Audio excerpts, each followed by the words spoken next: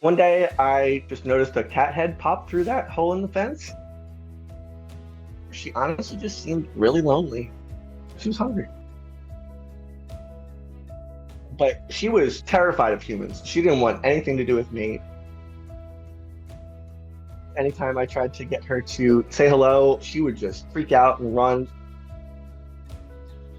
I was just like, I need to do something to help her. I put some food out for her and thought that would probably be it. And then she came back the next day. And then the next day. We got her a outdoor cat house with like a nice little sunroof. We made the whole backyard into like a nice little cat kingdom. I love you. I fed her for like 4 months before she'd even let me get close enough to give her a little scratch on the head. It's okay. Wait, I could feel she didn't trust me yet. Only when she kept her distance is when she felt safe. In fact, at that point, I still was like, she's just gonna be a stray forever. Except one day, she showed up for dinner and it looked like she had gotten into a fight or something. So I was like, all right, Papa Bear, gotta get her inside.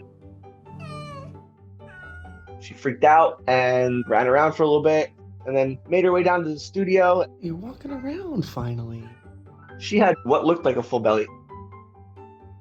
I was just like, cool, throw some blankets, throw some stuff down here. So she got nice and comfy. But then we saw her belly started moving and we're like, oh, what's happening? She's definitely pregnant. I'd never seen a cat birth before. I didn't know what to do. I'm freaking out. The internet's freaking out. But the internet rallied together and coached me. And yeah, we got everybody out.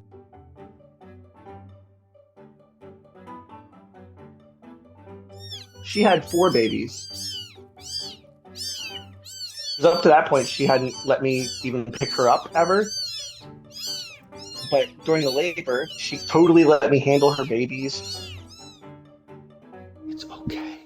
I think she knew that I was looking out for them. That was the moment I think that Frances started finally trusting me and letting me be her human. The plan was to adopt them out, but they were all just so bonded. I couldn't bring myself to separate them. So now I have 8. They are spoiled rotten. There's more cat furniture than there is human furniture. And now I no longer have kitchen cabinets above the refrigerator because they decided, oh, it's nice and warm up here because of the refrigerator. Hey kiddo, can I kiss? Thank you. I created like a little cat hotel upstairs. They don't ever come down. That's their world. They have their own little robot and fountains and everything up there. And you'd be amazed what can turn into a cat bed. Okay, am I crazy or is this a great idea? My cats have taken over this up here, right? But I was thinking, right? I can always put these cups and dishes somewhere else. What if I knock this wall down, right? Sometimes you find cat hair in places you're like, how did you even get there? Sometimes I don't always sleep because they like to have 4 a.m. zoomies. Yeah. They even go to the bathroom together. I am but a faithful servant to all the fur in this house. But with Frances, I never expected her to become so affectionate. Good morning, Mama and kittens. Where's it? What? Mama? She's such a cuddle bug. She loves me. She comes up and just like falls into a ball into my lap. And I always joke, I'm not a religious person. Do you want to come up? But you cannot convince me she's not an angel in disguise.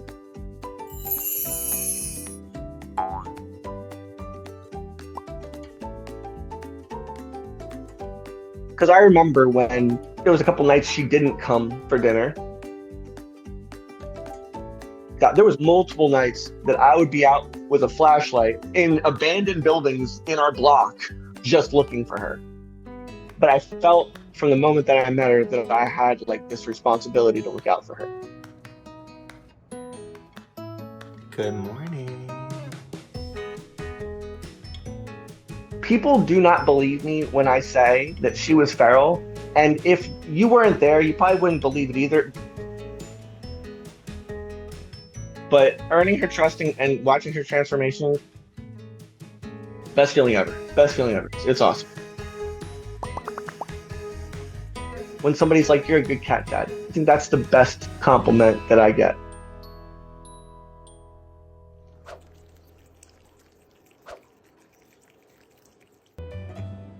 When I feel like destroying the house or making a mess and just getting my stress out, I know the one person that will help me make a mess, and that's Murf. No! She's like a wild dog, and maybe with a little human inside. Merv is my partner in crime. Merv, your pad thai's ready. I will not go out. This is my room. Merv, Merv, Merv, Merv, Merv. I love Merv a whole lot. Merv. But in the past, I wasn't a cat person.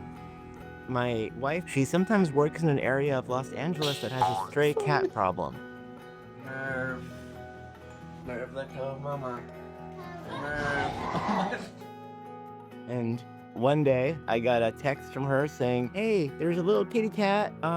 Please bring a blanket and a box." I said, "No, please don't make me do this. I don't want a cat. I have no room in my heart for any more love." But of course, I did it, and that's how Merv came about.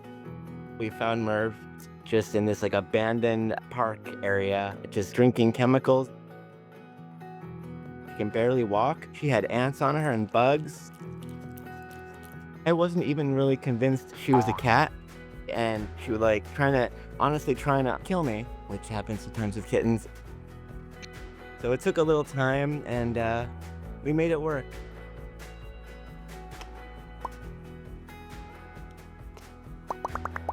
Smile.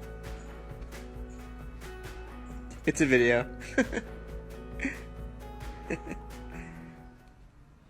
I'm sorry. Though I still wasn't sure about her. But things changed when Merv's personality started to unfold.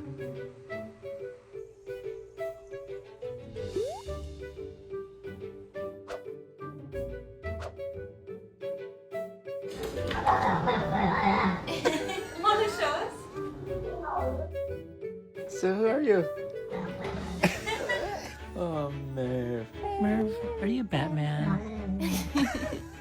You know, Siamese are very vocal. They have a lot to say.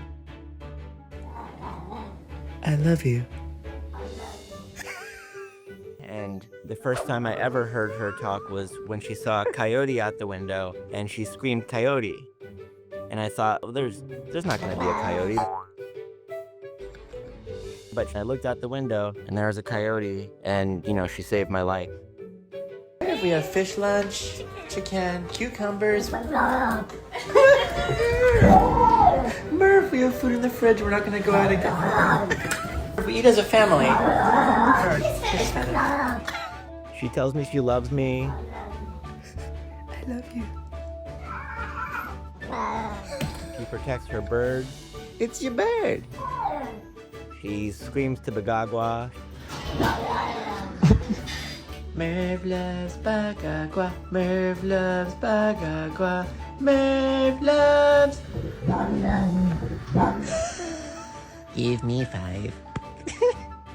And nobody really knows who Bagagua is. I think Merv is the only one who really knows who Bagagua is. Merv, Bagagua's here. He's beautiful.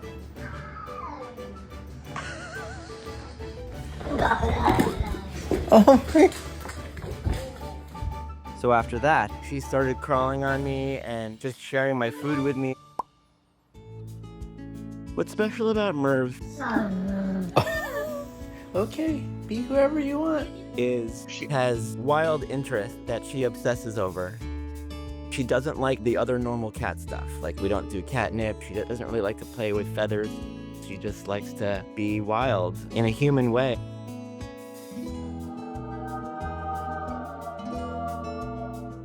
I work in a very non-calming career as an actor. There's a lot of ups and downs. But Merv is always there to sort of like jump on me and purr and chill and keep my blood pressure low. And she's become a comedy partner. We get to do it together, but she's changed my life in that she's a partner in many ways. She's made me realize that it's better to love than to not.